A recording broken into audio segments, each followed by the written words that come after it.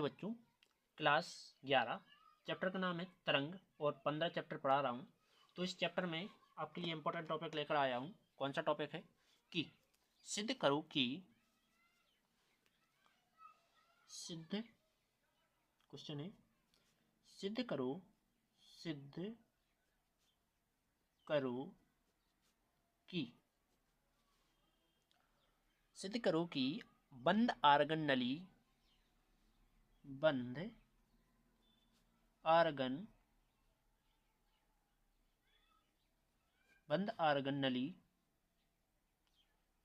है जी आर्गन नली बंद आर्गन नली में केवल विषम सन्नादी होते हैं। में केवल विषम सन्नादी होते हैं। ठीक, तो ये अपन को सिद्ध करना है। तो पहले नंबर क्या लिखेंगे? पहले हेडिंग डालेंगे उत्तर। अब इसको थोड़ी बहुत अपन को देखो व्यंजक है तो इसको थोड़ी बहुत भाषा लिखनी पड़ेगी। तो भाषा लिखेंगे तो पहले नंबर क्या लिखेंगे? इसमें लिख देंगे माना कि किसी बंद आर्गन नलिका में आर्गन नलिका में क्या होता है? तरंग गमन कर रही हो। तरंग क्या कर रही हो? गमन या गति कर रही हो। गमन या गति एक ही कहलाता है। ठीक है, तब क्या लिखेंगे? तरंग के विस्थापन समीकरण से। तब तरंग के विस्थापन समीकरण से।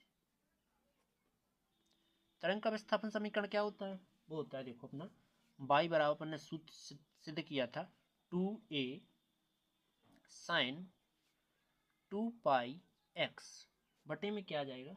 लैम्डा इंटू cos 2 पाई vt बटे में क्या आ जाएगा? लैम्डा। अब लिखेंगे शर्त। यदि शर्त पहला नंबर लिखते हैं, यदि क्या हो कि x बराबर l हो, l पर विस्थापन क्या हो जाएगा? विस्थापन क्या है? y है, तो विस्थापन क्या हो जाएगा? विस्थापन y बराबर 1 लेते हैं। ठीक है, 1 लेने पर तो क्या आ जाएगा? ब्लैक से लिखते हैं थोड़ा। क्या आ जाएगा? देखो कि मैं यहाँ 1 लिख सकता हूँ बराबर 2a साइन 2 पाई x की जगह पर क्या लिखना है? l लिखना है बटे में लैम्डा इंटू कॉस 2 पाई vt अपॉन में क्या आ जाएगा? लैम्डा। इतना आया। इसके बाद देखो मैं क्या करूँगा कि संतुलन की स्थिति में करते हैं पहले तो। ठीक, लिखते हैं संतुलन की स्थिति में। संतुलन की स्थिति में ओके, संतुलन की स्थिति में लेते हैं तो क्या कर देते हैं कि संतुलन की स्थिति में लेते हैं तो क्या आ जाएगा? इसको मैं 0 मान रहा हूं। ठीक है, कॉस नहीं, इस टोटल का मान 0 मान रहा हूं। ठीक है, तो ये देखो इसका टोटल का मान में जैसे मैंने t समय बाद t का मान 0 माना। ठीक, 0 माना तो यहाँ क्या करेंगे? 0 आ जाएगा और 0 को गुणा सम में होगा तो क्या आएगा? 0 और कॉस 0 का मान क्या होता है? 0 होता है। ठीक, ओके। या इसको मैं ऐसा कुछ नहीं करता हूँ, इसको मैं नगण्य मानकर छोड़ देता हूँ। ठीक है, छोड़ देता हूँ तो देखो साइन 90 का मान क्या होता है? 1 होता है। तो साइन 90 को क्या लिख सकते हैं? Pi by 2। और देखो यहाँ r लेके चलेंगे। ठीक, तो आर एक। ठीक, अब मैं क्या कर रहा हूँ कि यहाँ एक की जगह पे ये रख देता हूँ। तो sine pi by pi r बटे 2 बराबर 2a, सॉरी हाँ 2a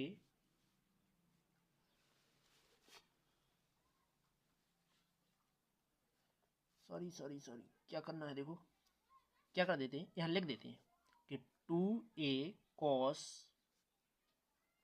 2 पाई भी टी अपॉन लेमडा क्या है, नगण्य नगण्य नगण्य है। इसलिए क्या कर रहे हैं, इन सब इसको छोड़ने पर इतना पद क्या कर रहे हैं, इसमें से छोड़ रहे हैं, तो ये हटा देंगे, क्या बचेगा साइन 2 पाई आई बटे लेमडा। तो देखो साइन से साइन तो कट गए, ठीक है।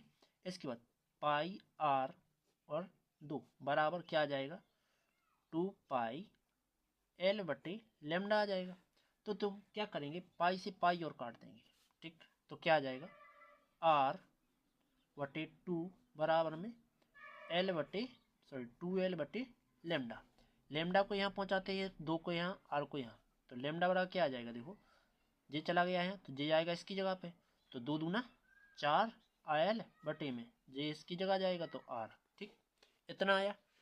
इसके बाद क्या लिखेंगे, प्रथम शर्त के लिए कंडीशन फर्स्ट लगाते हैं, केस फर्स्ट लगाया तो ले लेते हैं कि यदि आर बराबर क्या लेते हैं, एक लेने पर तो एक लेंगे आर का मान तो क्या आ जाएगा, देखो एक लेंगे तो अपन समीकरण नंबर इसको दे देता हूँ एक मान, तो समीकरण एक से तो लेमडा में भी अपन एक बेस में लिखेंगे 4l बटे में आर की जगह क्या आ जाएगा एक, तो लेमडा का मान क्या आ जाएगा, लेमडा वन का मान 4l। ठीक, अब लिखेंगे आवृत्ति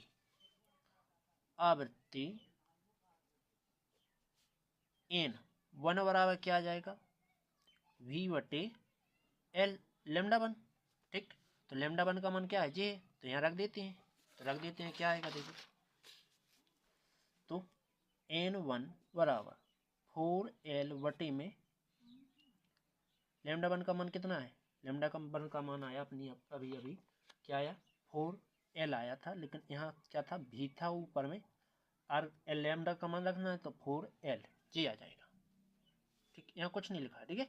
इसके बाद आगे क्या करेंगे, आगे लिख सकते हैं कि case number second, CASE case second, यदि आर बराबर क्या लेके चल लें, 2 लेने पर तो क्या आ जाएगा, देखो लेमडा यहाँ 2 लिखेंगे और 4l बटे में 2 से ये कट जाएगा, तो लेमडा 2 बराबर 2l, इतना आ गया।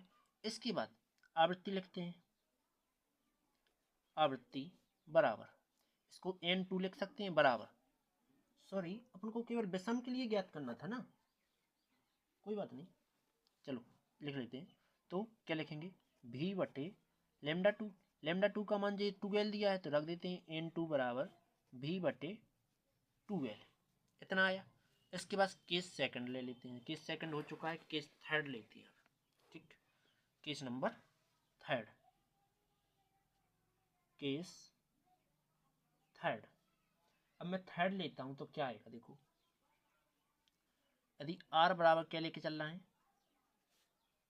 3 लेने पर तो लेमडा बराबर क्या हो जाएगा, 4l बटे 3, तो यहाँ भी 3 आ जाएगा। अब लिखेंगे आवृत्ति, तो आवृत्ति क्या आ जाएगी, आवृत्ति आ जाएगी अपनी n3 बराबर v बटे लेमडा 3 का मान जे है, रख देते हैं, तो n3 v के बटे में एक तो मान सकते हैं और बटे में क्या आ जाएगा, 4l बटे 3, बटे के नीचे बटे हो तो क्या आ जाता है, n3 बराबर v बटे 1, भाग की जगह क्या आ जाएगा, गुणा का चिन्ह, और 3 ऊपर जो 4l नीचे। ओके, क्या आ गया, देखो n3 बराबर, मैं ऐसा लिख सकता हूँ 3 इंटू v अपॉन 4l, ठीक, ऐसा लिख सकता हूँ।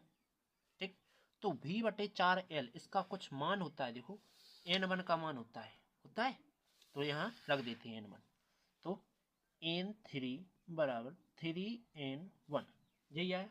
तो देखो पहले नंबर तुम्हें N1 में क्या प्राप्त हुआ था, देखो N1 में तो देखो ये आया था।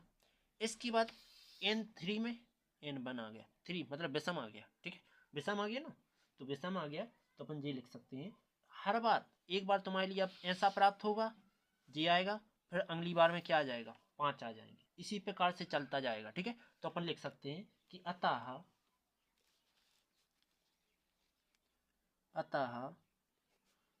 केस फर्स्ट सेकंड थर्ड से स्पष्ट है कि N1 N3 N5 बराबर क्या आ जाएगा, 1:3:5 डॉट डॉट डॉट विषम आता जाएगा, ठीक है। उम्मीद है समझ में आ गया होगा। चलते हैं अगली वीडियो की ओर।